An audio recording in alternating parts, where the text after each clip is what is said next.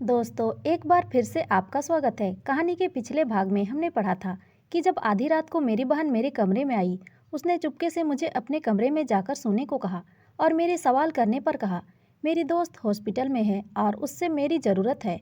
अब आगे, तुम्हारे जीजू उसको पसंद नहीं करते, तुम जाकर सो जाओ ताकि उन्हें मालूम ना हो। मैं इस बात पर खामोश हो गई और इस पर ज़्यादा सोचा नहीं, लेकिन मुझे क्या मालूम था कि एक बार उसकी बात मानकर मैंने अपने लिए क्या मुश्किल खड़ी कर ली है और यह चीज़ मेरे ऊपर क्या क्या मुसीबतें लाएगी, ये सच्चाई मुझे नहीं मालूम थी। इस बात को एक हफ्ता ही गुजरा था कि दोबारा से मेरी बहन ने मुझे कमरे में जाकर सोने को कहा। मैं तो बहुत बहस कर चुकी थी, लेकिन आखिरकार मुझे उसकी बात माननी पड़ी और जब 2 से 3 बार यही आदत रही, तो मैं भी अब बहस करना ही छोड़ चुकी थी। जब भी वह मुझे जगाती, खामोशी से उसके कमरे में जाकर मैं सो जाती। लेकिन एक दिन मुझे ऐसा महसूस हुआ जैसे मेरे जीजू जाग रहे हैं और उन्हें मालूम है कि बिस्तर में उनके साथ मैं उनकी पत्नी नहीं बल्कि साली हूँ। मुझे बहुत डर लगा और मैं सोच रही थी कि अगर उन्होंने मुझे सवाल कर लिया तो फिर क्या होगा। ना जाने कैसे कुछ घंटे गुजरे, मेरी बहन वापस आ गई। दूसरे दिन सुबह दीदी को बताया कि मुझे लगता है कि रात को जीजू जाग रहे थे और उन्हें सब कुछ मालूम है। लेकिन मेरी बहन कहने लगी, नहीं, उन्हें कुछ मालूम नहीं है। अगर मालूम होता तो यकीनन वो मुझसे सवाल करते या तुमसे सवाल कर लेते। तुम डरो मत, मुझे उसकी तसल्ली से बिल्कुल भी सुकून नहीं आ रहा था। तब तो मेरा कॉलेज भी शुरू हो गया था और यह सिलसिला भी जारी था। मेरी बहन पहले हफ्तों में एक बार जाया करती थी और अब तो हर 2-3 दिन बाद जाया करती थी। मेरी बहन मुझे कभी नहीं बताती थी कि वह कहाँ जाती है और इस सवाल को सख्ती से टाल देती थी। और हैरत की बात यह थी कि वह जिस दोस्त का नाम बताती थी, उस दोस्त को आज तक मैंने कभी नहीं देखा था। ना कभी वह हमारे घर पर आई थी और ना ही मेरी बहन कभी दिन की रोशनी में उससे मिलने गई थी। मुझे तो शक हो रहा था और मुझे 100% यकीन था कि जो वह कुछ कर रही है मेरे जीजू जानते हैं, लेकिन वह कुछ नहीं बता रही है थी। मैंने सोच लिया कि इससे पहले कि बात खुल जाए, मुझे सारी हकीकत मालूम करनी होगी।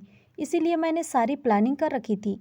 2 दिन हो गए थे और बहन ने मुझे रात को अपने कमरे में जाने को नहीं कहा था। इसीलिए मुझे यकीन था कि आज की रात वह ज़रूर जाएगी। जब रात को बहन ने जगाया तो मैं चुपचाप उसके कमरे में जाकर बिस्तर पर लेट गई और बहन ने जब देखा कि मैं लेट गई हूँ तो वह घर से निकल गई। लेकिन मैंने पहले से प्लानिंग कर रखी थी, इसीलिए फौरन बिस्तर को अपना शरीर बनाया और दबे कदमों से उसके पीछे पीछे घर से निकल गई। मुझे इस चक्कर में डर भी लग रहा था, लेकिन मुझे सच्चाई का पता लगाना था। मुझे नहीं मालूम था कि इसका अंजाम क्या होगा, लेकिन जहाँ मेरी बहन जा रही थी, मैं उसके पीछे पीछे जा रही थी। मुझे इस बात की भी चिंता थी कि मेरे जीजू जाग गए तो फिर क्या होगा, क्योंकि मुझे पहले से ही यकीन था कि वह सब कुछ जानते हैं। गली में बहुत अंधेरा था और मैं बहन के दबे पांव पीछे पीछे चल रही थी। मैंने काली चादर ले रखी थी और अंधेरे का ही हिस्सा मालूम हो रही थी। मैं बहुत ज़्यादा डरपोक थी, दिल में बहुत डर रही थी। लेकिन मेरी बहन बगैर किसी डर और खौफ के आगे जा रही थी। मुझे यूँ लगता था जैसे उसे एहसास हो रहा हो कि कोई उसके पीछे आ रहा है, क्योंकि वह थोड़ी दूर के बाद रुककर पीछे भी देख लेती थी। लेकिन मैं अंधेरे में काली चादर लेकर चल रही थी, इसीलिए शायद उसे नज़र नहीं आई। मैंने देखा कि मेन रोड पर मेरी बहन एक गाड़ी में बैठकर चली गई। अंधेरे की वजह से गाड़ी का नंबर भी ना देख सकी और हैरत की बात यह थी कि गाड़ी की हेडलाइट वगैरह भी ऑन नहीं थी और गाड़ी भी काले रंग की थी।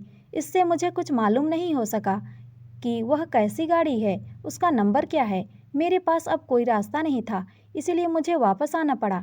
मैं खामोशी से अपनी बहन के कमरे में आ गई और उसकी जगह पर लेट गई। लेकिन मुझे उस रात यकीन था कि मेरे जीजू जाग रहे हैं, लेकिन उनसे मुझे कोई सवाल नहीं किया और ना ही मैंने कोई आवाज़ पैदा की। बिल्कुल खामोशी से लेटी रही। फिर 3 घंटे के बाद क्रिसा वापस आ गई और उसने मुझे खामोशी से इशारा किया और हमेशा की तरह मैं उठकर अपने कमरे में चली गई। वह अपनी जगह पर लेट गई, लेकिन मैंने सोच लिया था कि आज सुबह अपनी बहन से फिर सवाल करूंगी कि वो कहाँ जाती है। अगर उसने मुझे कुछ ना बताया तो सच सच सारी बातें अपने जीजू को बता दूंगी, क्योंकि मैं इस खेल का हिस्सा नहीं बन सकती थी और ना ही बनना चाहती थी। मुझे अपनी बहन पर हैरत हो रही थी कि वह कैसे यह सब कुछ कर रही है, क्योंकि मुझे यकीन था कि वह गलत रास्ते पर चल रही है और उसकी ऐसी कोई दोस्त नहीं है। शायद वह किसी लड़के के साथ जाती है। और जब मैं अपनी बहन के मामलों में बहुत गौर कर रही थी तो मुझे अंदाज़ा हुआ कि मेरे जीजू की सैलरी इतनी ज़्यादा नहीं है, तो फिर मेरी बहन रोज़ रोज़ रंग बिरंगे सूट कहाँ से लेती है और मुझे भी पॉकेट खर्च देती है। ये सारे पैसे उसके पास कहाँ से आते हैं? जैसे जैसे मैं सोचती जा रही थी, मुझे हर कहानी में शक नज़र आ रहा था। कुछ तो गलत हो रहा था और इसी बात ने मुझे बहुत ज़्यादा परेशान कर दिया था, क्योंकि अगर यह बात खुल जाती तो मेरा भविष्य भी खराब होता और साथ में बहुत ज़्यादा बदनामी भी होती। और आखिर यह सब क्यों कर रही थी? उसकी एक ही ख्वाहिश थी कि उसकी शादी शहर में हो, और उसकी ख्वाहिश पूरी हो चुकी थी, शादी की। तो फिर क्यों धोखा दे रही थी अपने पति के साथ? ऐसा क्यों कर रही थी?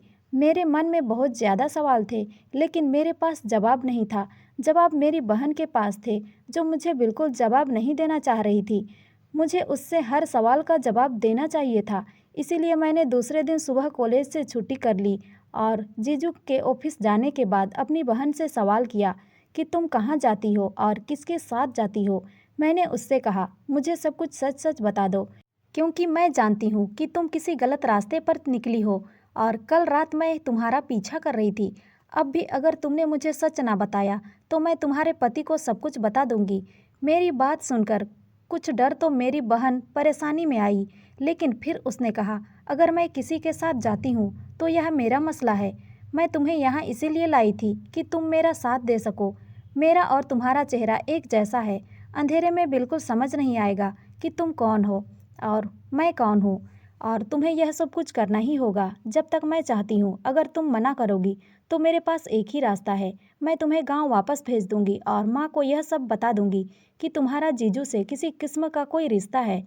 इसीलिए मैंने तुम्हें वापस भेजा है। इसके बाद ना तो तुम्हें मम्मी पापा आगे पढ़ने देंगे और ना ही गांव में तुम्हारी कोई इज्जत करेगा। उसकी इस बात से मेरी आंखें खोल दी थी। अगर दीदी सच में ऐसा कर देगी तो मैं किसी को मुंह दिखाने के लायक नहीं रहूंगी। लेकिन मुझे अपनी बहन की खुदगर्जी पर अफसोस भी हो रहा था। उसी वक्त तो रोते हुए मैं वहाँ से उठ गई, लेकिन अपने कमरे में जाकर सोचने लगी कि दीदी यह सब क्यों कर रही है। वह तो बहुत ही सीधी साधी लड़की थी। उसकी सारी जवानी मेरे सामने ही थी। उसने कोई भी गलत रास्ता नहीं चुना था। हालांकि वह शहर में जाकर अकेले पढ़ने भी गई थी। उसने शहर से 3 महीने अकेली रहकर भी आई थी। कभी भी उनके बारे में कोई गलत बात नहीं सुनी थी। तो अब जब वह शादीशुदा है तो ऐसे काम क्यों कर रही है? कभी लगता वो कुछ गलत नहीं कर रही है, लेकिन आंखों देखा कभी झुटलाया नहीं जा सकता है। तो दोस्तों, कहानी का अगला भाग जानने के लिए हमारे साथ जुड़े रहे और हमारे चैनल को सब्सक्राइब जरूर करें। धन्यवाद।